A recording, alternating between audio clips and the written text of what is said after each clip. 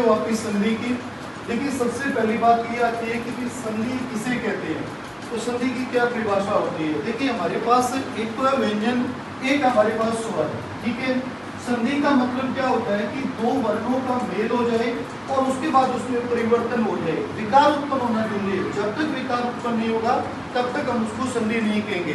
देखिए अगर मैं संधि की परिभाषा की बात करूं तो देखिए ये उसकी परिभाषा बनेगी कि दो वर्णों का मेल होने पर विकार उत्पन्न होता है तो संधि कहते हैं, और यदि वर्णों का मेल और कोई परिवर्तन नहीं आया तो हम ये कहेंगे फिर वो संयोग है, फिर वो संधि की श्रेणी के अंतर्गत नहीं माना जाएगा।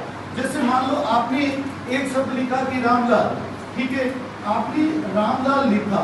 अब रामलाल जो शब्द है आपने ऐसे लिखा, आप इसको रामलाल लिख रहे हो इकट्ठा और आप इसको राम प्लस लाल कर दो, आपने इसको तोड़ा कोई परिवर्तन नहीं आया, जोड़ा कोई परिवर्तन नहीं आया, तो इसको हम कहेंगे कि ये तो संयोग हो गया जी। संधि का मतलब तो ये होता है कि कोई भी दो वर्ण आ जाए और वो परिवर्तन कर जाए तो फिर संधि। जैसे मान लो मैंने एक क लिखा और एक मैंने ए लिखा, अब वर्ण क्या होता है, ये व्यंजन है ये स्वर है, इन दोनों को इकट्ठा नाम देंगे तो वर्ण कहेंगे, और ये क और ये ए मिलकर यहाँ पे क्या बना देगा, का बना देगा। तो अब इसकी परिभाषा क्या हुई कि दो वर्णों का मेल हुआ और परिवर्तन आ गया, इस बात को संधि कहेंगे और इस बात को हम लोग जो है वो संयोग कहेंगे, ये इसकी परिभाषा होती है। अब बात ये उठती है कि संधि के प्रकार कितने होंगे, संधि कितने प्रकार की होती है, इसकी अगर मैं चर्चा करूं तो आप लोग देखिएगा।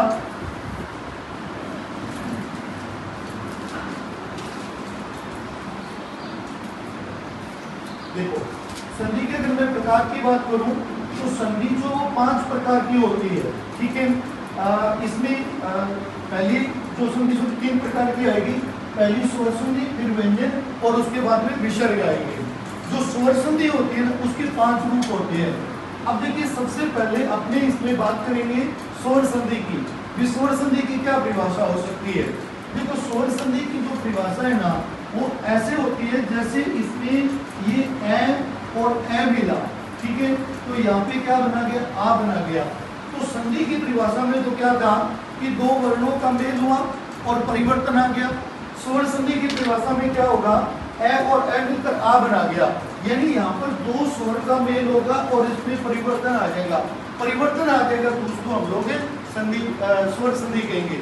एक बार दोबारा सुनिए, संधि में हमें कहने दो वर्णों का मेल और परिवर्तन आ जाए, स्वर संधि का मतलब होता है दो स्वर का मेल और परिवर्तन आ जाए। अब मुस्कान को बता, खड़ी हो, संधि की क्या परिभाषा देगी।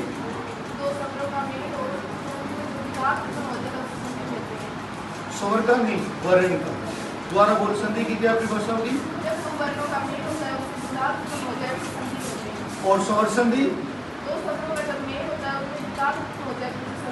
ठीक है। तो संधि बेटे सवाल, संधि और स्वर संधि की परिभाषा में अंतर आ गया। क्या आया, इसको बोलते हैं कि अंतर करना, यानी वहां पे वर्ण की बात करनी है या फिर स्वर की बात करनी है। तो अब जो स्वर संधि होती है ना, इसके क्या होते हैं, 5 रूप होते हैं, 5 प्रकार होते हैं। देखिए इसके 5 रूप 5 प्रकार कौन कौन से हैं उसकी अपनी इसमें चर्चा करेंगे। क्या चर्चा करनी है कि सबसे पहले बात करें कि हमारे सामने जो स्वर संधि है इसके 5 रूप कौन कौन से हैं। दीर्घ संधि, गुण संधि, वृद्धि संधि और यण संधि और अयाधि संधि, ठीक है। अब अपने इसमें सबसे पहले बात करते हैं दीर्घ संधि की बात करेंगे। देखिए मैंने आप लोगों को एक वर्ण का टॉपिक करवाया था, ठीक है, और मैंने आप लोगों को वर्ण के टॉपिक में स्वर के बारे में बताया था। मैंने आपको ये कहा था कि भाई एक तो ये ए और ये ई, ये ऊ और एक ये री ऋषि, ये 4 स्वर ऐसे होते हैं हिंदी में जिनको आप लघु स्वर कहोगे। और इसके बाद में जो ये आ है, ये ई है, ये ऊ है, ये ए आई, इनको हम दीर्घ स्वर कहेंगे।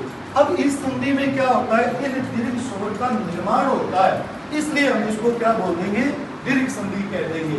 देखिए दीर्घ स्वर का निर्माण होने के कारण इसका नाम क्या पड़ गया, दीर्घ संधि पड़ गया। तो अब दीर्घ संधि में हम इसके फॉर्मूलों की बात करेंगे, यहाँ पे परिभाषाओं की बात नहीं करेंगे।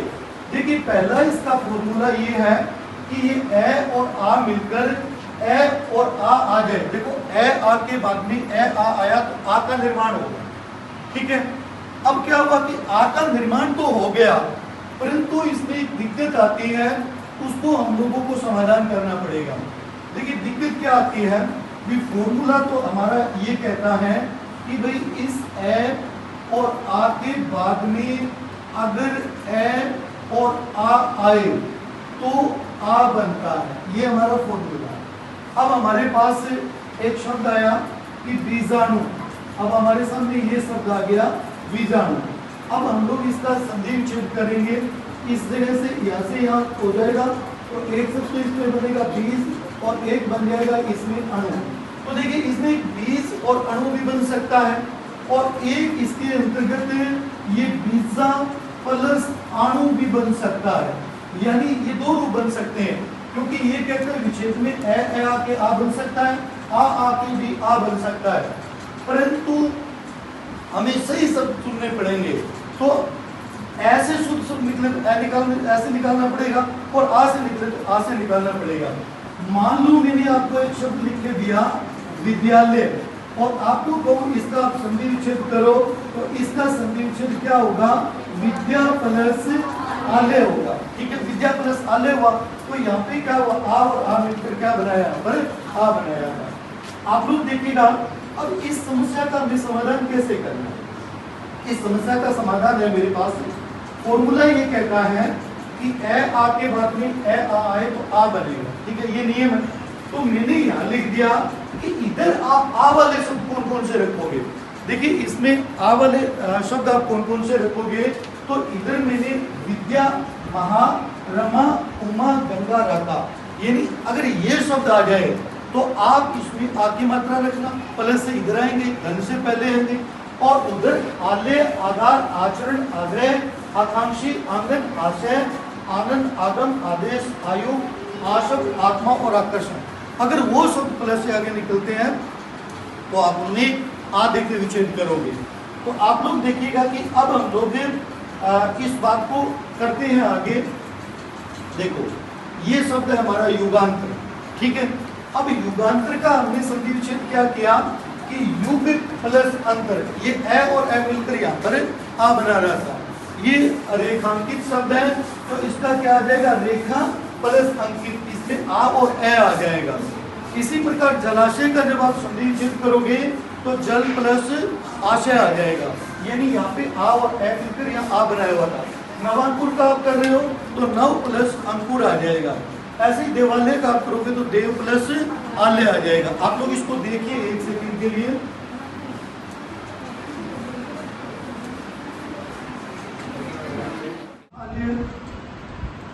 आप इन शब्दों का संधि विच्छेद मुझे करके देखो, इन शब्दों का।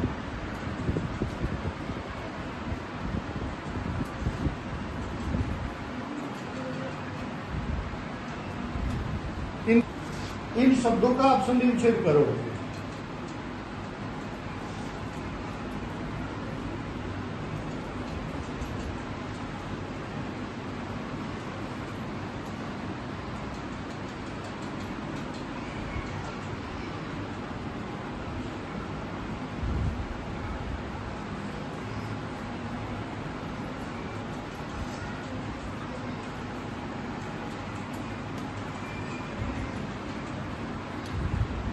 अब आप लोग मिलाइए। देखो रोगाणु का आप लोगों को संधि विच्छेद करना चाहिए, रोग प्लस अणु। ठीक है, और हिमाचल का आपको करना चाहिए हिम प्लस अचल। अचल है, अचल माने पहाड़ होता है। उत्तरांचल का आप करोगे उत्तर प्लस अंचल, इसकी बिंदी है तो बिंदी लिखो। और अनाथालय का आप क्या करोगे, अनाथ प्लस आलय आ जाएगा। ठीक है, अब आप लोग देखिएगा इन शब्दों का देखो। आपने पत्रांक का क्या किया, पत्र प्लस अंक। आपने सेवाश्रम का क्या किया, सेवा प्लस आश्रम। चिकित्सालय का क्या आ जाएगा, चिकित्सा प्लस आलय।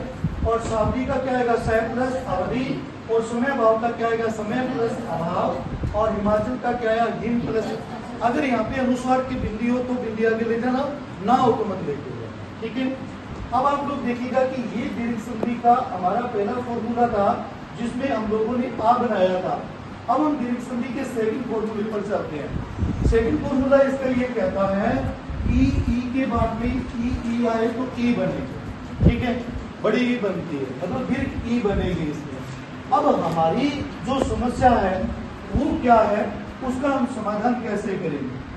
देखो, हमारी जो समस्या है उसका समाधान इसमें क्या आएगा कि जैसे मान लो इस फॉर्मूले के मुताबिक अगर मैं आपको काम कराऊं तो आपके सामने एक स्थिति बनेगी, उस स्थिति का आपको सामना करना है। देखिए वो स्थिति क्या बनेगी, वो स्थिति ये वाली बनेगी। मान लो आपको मैंने रविंद्र एक शब्द दिया और आपको कहूंगा भी आप इसका संधि विच्छेद करो, तो इसकी 4 संभावनाएं बनती है। देखो, एक संभावना तो इसकी ये बनेगी कि रवि प्लस इंद्र ये आता है, ठीक है। एक संभावना इसकी ये बनेगी कि रवि प्लस इंद्र ये आता है। एक संभावना इसकी ये बन सकती है कि रवि प्लस इंद्र आ जाए, और एक संभावना इसकी ये बन सकती है कि रवि धन इंद्र आ जाए। ऐसे 4 संभावनाएं इसकी बनती है। अब हमारी समस्या ये है कि धन से आगे हम किन शब्दों में तो दीर्घ ई लें और किन में लघु ई लें, इसका क्या समाधान? इसका मैं आपको समाधान बताता हूँ, आप उसको देखिएगा। इसका समाधान ये है कि आपको मैं एक बार 3 ही शब्द लिखाता हूँ कि भाई एक ईस, इक्सा और इक्सा, अगर ये 3 शब्द या इनसे निर्मित शब्द जैसे ईश्वर, इच्छक, ईसा, इक्षुक, इच्छित आदि, अगर ये शब्द धन से आगे आते हैं तो आप इसमें दीर्घ ई लगाना, ये नहीं आ रहे हैं आपको छोटी ई लगानी। ये तो प्लस से आगे मात्र 3 शब्द आ गए हैं। और अगर मैं इस तरफ की बात करूं तो इधर आप है ना उपसर्ग और पुल्लिंग में तो छोटी ही करोगे। पुल्लिंग इनको बोलते हैं आदि है, अति है, सॉरी पुल्लिंग और उपसर्ग में आपको छोटी करनी है। उपसर्ग इनको कहते हैं अधि, अति, परि, वि, नि, अभि, ये अकेले होते हैं, इनमें हमेशा छोटी आती है, कभी कोई उपसर्ग में बड़ी नहीं है। और पुल्लिंग शब्दों में भी आपको छोटी लगानी, सिर्फ स्त्रीलिंग शब्दों में आप बड़ी करना, जैसे नदी, स्त्री, नारी, मही, पृथ्वी, देवी, सखी, सती, ऐसे स्त्रीलिंग शब्द आ जाए आप बड़ी करेंगे। एक बार संधि में अपने ध्यान रखते हुए काम करेंगे। तो अब आप लोग देखिएगा कि आप लोगों के सामने मेरी जो शब्दावली अभी आप लोगों को मैंने दिखाई थी कि रविंद्र शब्द की हम बात कर रहे थे। अब रविंद्र की बात कर रहे हैं तो एक इसमें रवि बनेगा, जो पुल्लिंग है तो छोटी आ गई, और इंद्र शब्द उन तीनों में नहीं है तो हमें क्या करना पड़ेगा, छोटी। ठीक है। अब मान लो मैं आप लोगों को सतीश का करवाऊं तो सतीश में एक शब्द तो बनेगा सती, जो स्त्रीलिंग शब्द है, बड़ी आ गई, और एक ईस उन तीनों में है तो बड़ी आएगी। यानी मैंने आपको ये कहा है कि अगर ये 3 शब्द है जिसमें ईस, इक्सा, इच्छा, इनसे बनेगा ईश्वर, इच्छा, इच्छा, इच्छित वगैरह, इनमें बड़ी लगानी है, बाकी सब में छोटी लगानी है। तो इंद्र उनमें था नहीं इसलिए छोटी कर दी मैंने, और ईस उनमें है तो बड़ी कर दी। ठीक है। अब आप लोग देखिएगा सतीश्वर शब्द आपके सामने है, तो एक शब्द तो बन रहा है इसमें सती, एक ईश्वर बन रहा है। सती स्त्रीलिंग है इसलिए बड़ी करो, ईश्वर ईस से बना हुआ है। ऐसे ही हरि, इसमें हरि शब्द पुल्लिंग है, भगवान को कहते हैं, ईश उन तीनों में बड़ी कर दी। हरि फिर आ गया, हरि पुल्लिंग है, छोटी, इच्छा उन तीनों में नहीं है, बड़ी छोटी कर दो। फिर देखो नीक्षा है, नी उपसर्ग है, छोटी कर दिया, इच्छा उन तीनों में है, बड़ी।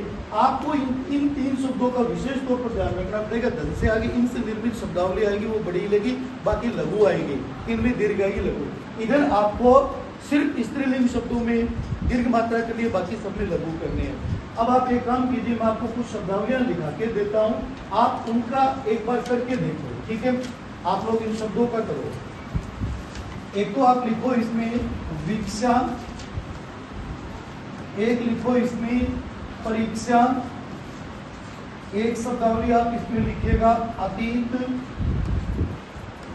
और एक शब्दावली आप इसमें लिखो प्रतीक। आप इन शब्दों का इनका कीजिएगा सारे बच्चे,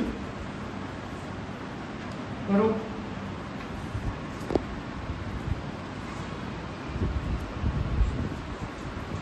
इनका आप संधि विच्छेद करके देखो।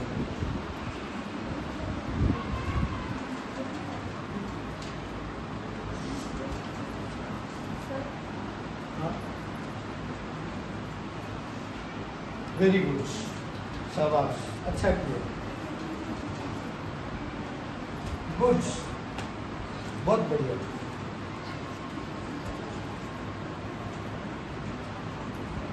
ये तो ठीक है।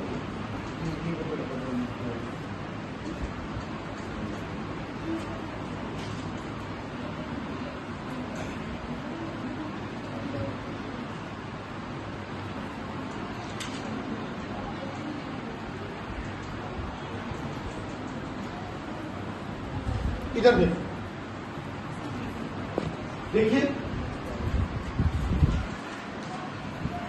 भिक्षा में क्या आएगा, मी में छोटी, इच्छा में बड़ी आ जाएगी, परी में परी एक उपसर्ग है इसमें छोटी कर दो, इच्छा उनमें है बड़ी कर दो, आती उपसर्ग है छोटी रखे लघु, और इत एक प्रत्यय छोटी रखे, प्रति एक उपसर्ग है छोटी और इत में भी लघु ही आएगी।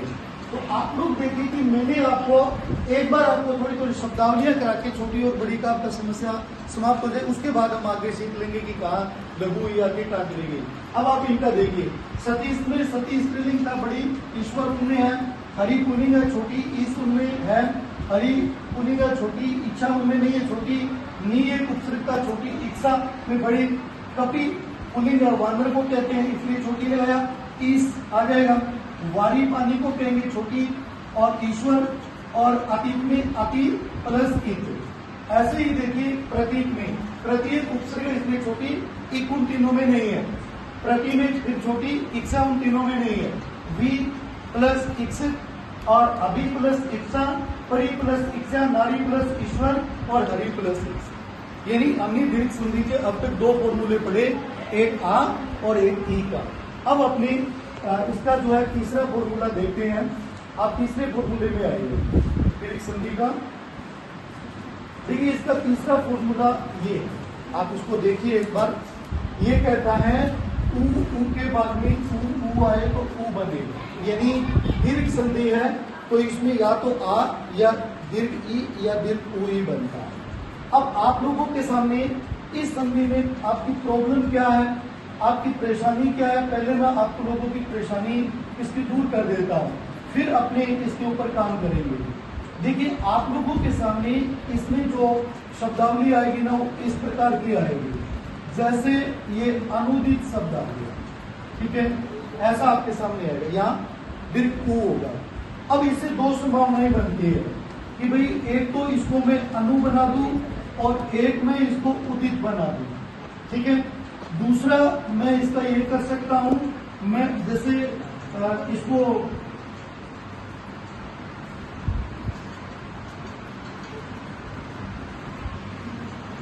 देखो, अनुदित जो शब्द था हमारे सामने वो इस प्रकार था। देखो मैं एक तो इसमें अनु ये बना दूं लघु और एक ही उदित बना दूं।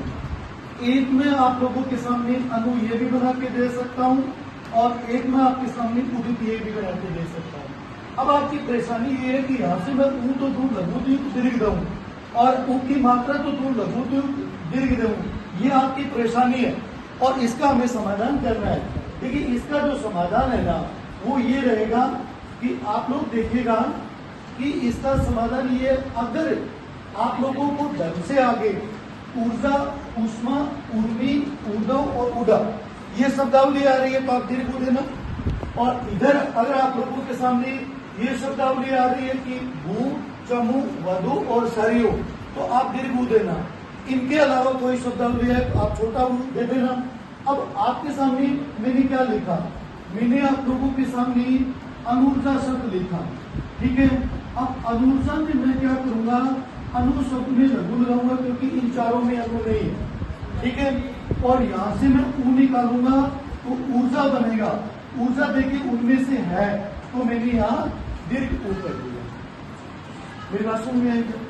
अगर मैं इसकी जगह ये करता कि मैं मान लो आप लोगों को ये कह दूं कि भाई ये शब्द भू ऊष्मा, आपको इसका संधि चेंज करना, ठीक है।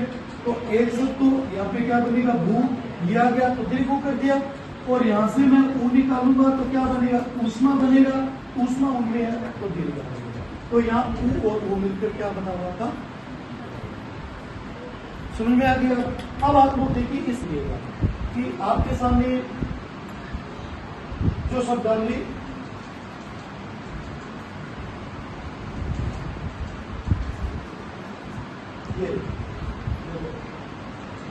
ये सब है भू ऊर्ध्व।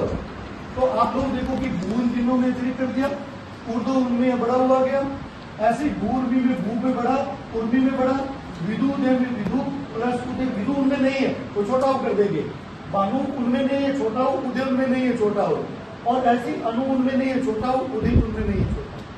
ठीक है, अब आप एक काम करो, मैं आपको 4 शब्द लिख के देता हूँ, आप उनका संधि करके दिखाओ। आप इन शब्दों पर चलो। हाँ, मंजूर भी एक शब्द आप लिखिए इसमें लघुत्तम, एक आप लिखो इसमें लघुर्मी। आप इनका करके देखो। मंजूषा शब्द है उसमें इधर देखो,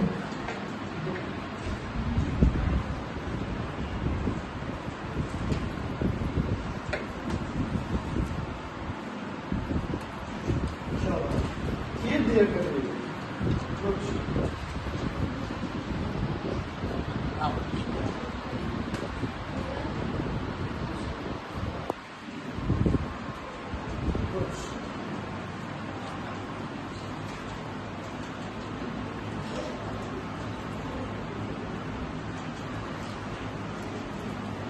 शाबाश, ये उर्मी में बड़ा हुआ है।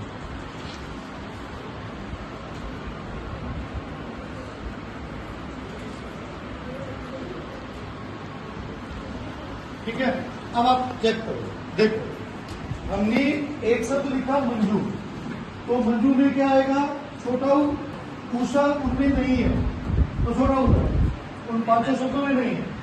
मंजूरनी में आप क्या करोगे, मंजू में छोटा आएगा, उनमें नहीं है, छोटे ने आपको लिखा है, उर्मी उनमें है, बड़ा ऊ करो।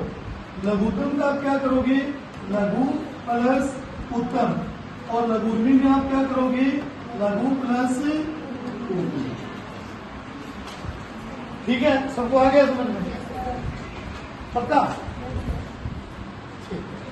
चलो फिर आप इसको दोबारा देखिए, इनकी शब्दावलियों को देखो। देखो ये शब्दावली है आपके पास लघुत्तम, तो इसमें इसको आप लोग थोड़ा सही कर देते हैं, थोड़ा गलत पड़ा है ये, इसको कर दो लघु प्लस उत्तम। साधु देश का क्या आएगा, साधु प्लस उपदेश। भानुदय का क्या करो, भानु उनमें नहीं है, छोटा हुआ आएगा, तो प्लस उदय।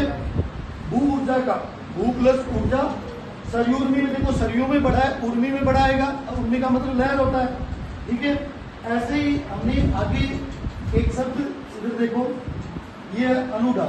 ठीक है, तो अनुडा का आप क्या करोगे, अनु प्लस उदा आ जाएगा। ठीक है, ये देखो वस्तु उत्प्रेक्षा का वस्तु प्लस उत्प्रेक्षा, धातु उर्मी का धातु प्लस उर्मी, वस्तु प्लस उपदेश। यानी आपको वो शब्द ध्यान रखते हो इसको कर। तो आज आप लोगों ने किया दीर्घ संधि, कल आपको गुण संधि करना। ठीक है, आ ई और उ आए तो दीर्घ संधि, एक मात्रा गुण संधि में आएगी 2 वृद्धि में, यह वैसे पहले आधा अक्षर आ जाए तो यह, और यह वैसे पहले पूरा स्वर संधि के 5 रूप करेंगे। एक आपको आज मैंने करा दिया, इसको आपको कल घर से मैं शब्दावलियां लिखा के दूंगा, आप कर सकते हैं। ठीक है।